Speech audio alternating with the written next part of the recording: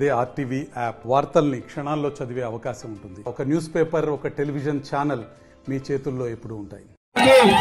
జనసేన కార్యకర్తలకు, భారతీయ జనతా పార్టీ అభిమానులకు ప్రతి ఒక్కరికి కూడా నా హృదయపూర్వకమైనటువంటి నమస్కారాలు తెలియజేస్తున్నాను.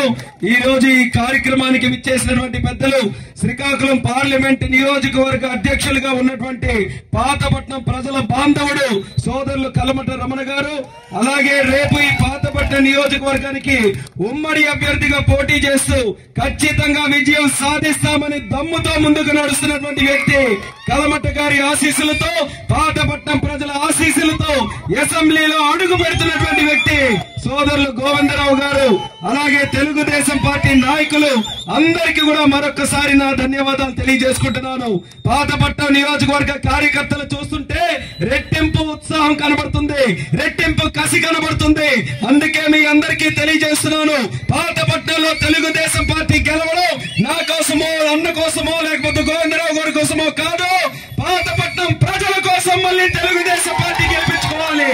5 సంవత్సరాలు జగన్ పార్టీని గెలిపించారు, ఇక్కడ ఎమ్మెల్యేగా వాళ్ళకే అవకాశం ఇచ్చారు. అయినా సరే ఏ సమస్య పరిష్కరించలేదు. ప్రజలు గగ్గోలు పెడుతున్నారు, ఆవేదనతో ఉన్నారు, కన్నీళ్లు పెడుతున్నారు. మహిళలు గాని, రైతులు గాని, నిర్వాసితులు గాని, ఉద్యోగస్తులు గాని ఈ ప్రభుత్వం వల్ల నష్టపోయారు తప్ప ఏ ఒక్కరు కూడా సుఖంగా బతికే పరిస్థితి లేదు. మళ్ళీ పాతపట్నం ప్రజలు బాగుండాలంటే చంద్రన్నను మళ్ళీ మనం ముఖ్యమంత్రి చేసుకోవాలి.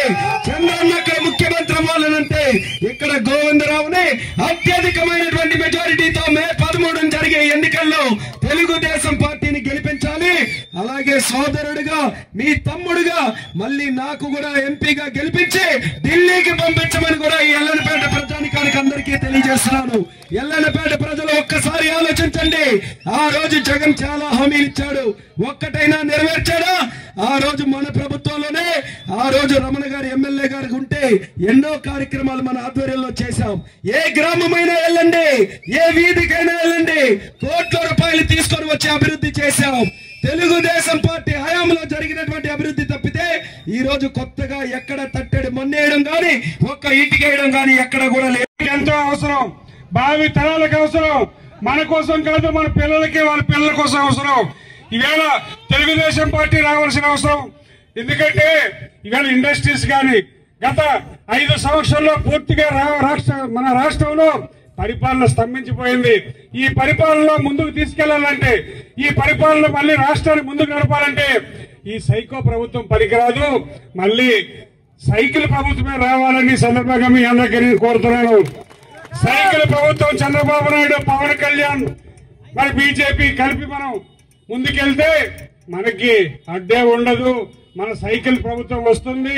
మనకందరికి ఏదైతే ఈవేళ ఈ ప్రజలందరూ వచ్చి మనకి కావలసిన ప్రభుత్వం కావాలి, మనం కోరిన కోరికలు తీరాలి, మనకి ఏదైతే వసతులు గాని, తాగడానికి మంచినీళ్లు గాని, సాగునీరు గాని అందించి ఏర్పాటు చేయవలసిన బాధ్యత మరి వీళ్ళిద్దరిని గెలిపించుకొని వీళ్ళిద్దరి పైన ఉంటది.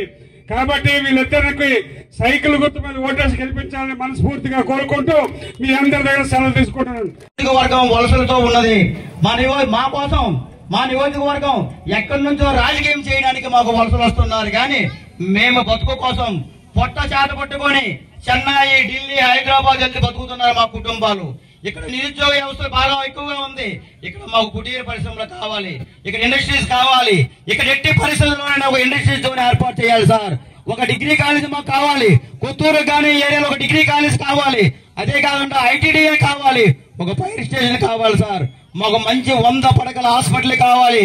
ఇక్కడ ఇవన్నీ మౌలిక వసతులు కావాలి సార్. మీకు ఒక విషయం చెప్పాలి sir, door to door campaign చెప్పేసి కొత్తూరు, ఆల్రెడీ ఇక్కడ ఎల్లనపేట, ఇరమండలం, పాతపట్నం, మిలియాపుట్టి 5 మండలాలు వెళ్ళాను సార్. ఒక్కొక్క ఇంటికి వెళ్తుంటే తపేలను గ్లాస్ చేస్తున్నారు సార్. ఈ గ్లాసులో నీళ్ళు తాగడానికి గ్లాసు నీళ్ళు కూడా మా దగ్గర లేవు. స్నానం ఎలా చేస్తామని కొత్తూరు మండలంలో, వెంకటాపురం, మిలియాపుట్టి మండలంలో చాలా గ్రామాలు ఉన్నాయి సార్. అక్కడ వెళ్ళి చూసాం సార్. చాలా దౌర్భాగ్యంగా ఉంది సార్ పాతపట్నం నియోజకవర్గం. దయచేసి ప్రజలందరూ మీ వాయిస్ గురించి వింటున్నారు సార్. మీరు తప్పనిసరిగా కేంద్ర మంత్రి అవుతారు సార్. మాకు ఏ విధమైన జీవనోపాధి కల్పిస్తారో మాకు చెప్పాలి సార్.